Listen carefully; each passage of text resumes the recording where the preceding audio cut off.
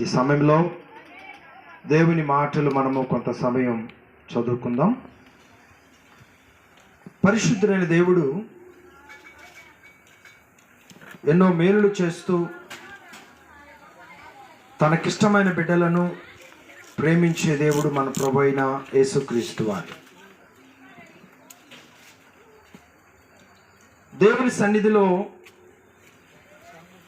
మనము కలిగి ఉన్నటువంటి ఆత్మీయ జీవితం, సమర్పణ జీవితం చాలా ఆశీర్వాదకరం.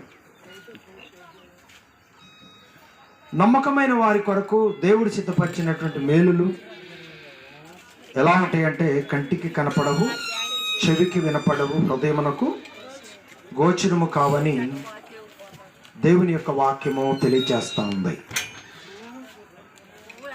ప్రార్థనాపూర్వకముగా మన జీవితాలలో జరగవలసిన కార్యాల కొరకు మనం కనిపెట్టుకోవాలి. ఏదో ఒక పనిని మనము ప్రారంభిస్తున్నాము, ఆ పనిలో మనకు జయము కావాలని దేవుణ్ణి ఆశ్రయించడం కాదు.